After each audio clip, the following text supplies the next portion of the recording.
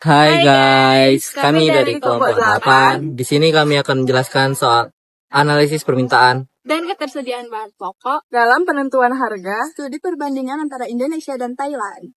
Perkenalkan nama saya Dusadia Syakira dengan NIM 240502089.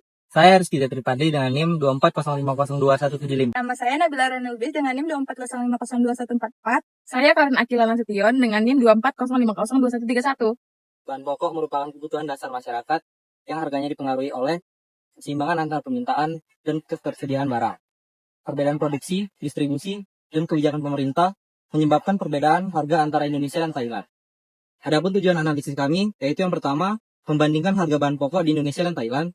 Yang kedua, menganalisis pengaruh permintaan dan ketersediaan terhadap harga. Dan yang terakhir itu, mengkaji peran kebijakan pemerintah dalam menjaga stabilitas harga. Pada data survei pasar yang kami dapatkan, harga daging pada Indonesia di pasar tradisionalnya itu sekitar 125 sampai 150 ribu, dan pada minimarket Indonesia sekitar 130 ribu sampai 130 ribu, dan di Thailand pada pasar tradisionalnya itu sekitar 250 baht sampai 330 baht, dan di minimarketnya 350 baht sampai 550 baht. Pun terigu per kilonya di pasar tradisional Indonesia berkisar 11.000 sampai 18.000, dan di minimarket Indonesia sekitar 12.500 sampai 16.500. Pada Thailand di pasar tradisionalnya itu sekitar 24,41 baht sampai 38,45.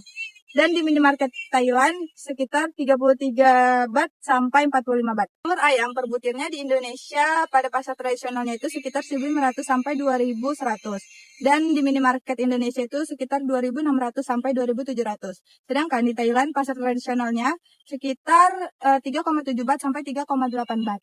Dan di minimarket Thailand itu sekitar 4 baht sampai 4,5 baht. Hasil analisis dan data yang kami ambil berkaitan dengan teori ekonomi manajerial, yang dimana daging sapi menunjukkan kondisi excess demand, yaitu permintaan lebih besar daripada penawaran sehingga harganya cenderung tinggi.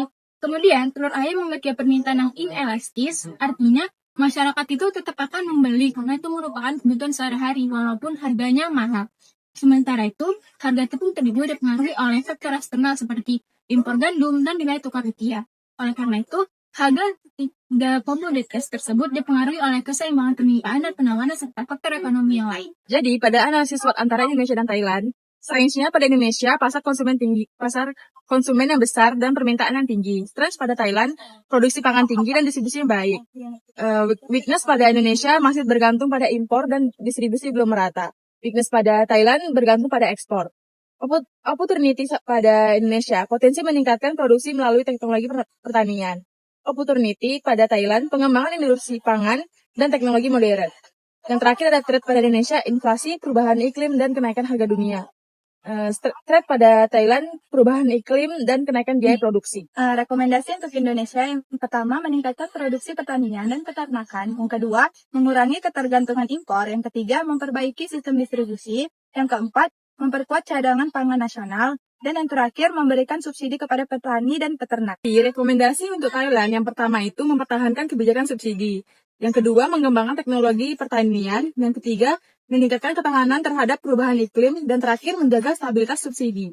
Jadi, berdasarkan hasil analisis dan survei yang telah kami lakukan, bisa disimpulkan bahwa harga daging sapi, tepung terigu, dan telur ayam dipengaruhi oleh keseimbangan antara permintaan dan ketersediaan barang di pasar. Hasil analisis menunjukkan bahwa perubahan pasokan maupun permintaan akan berdampak langsung terhadap harga pasar. Oleh karena itu, peran pemerintah dalam menjaga ketersediaan stok, kelancaran distribusi, dan stabilitas harga sangat penting untuk mendukung ketahanan pangan dan menjaga daya beli masyarakat.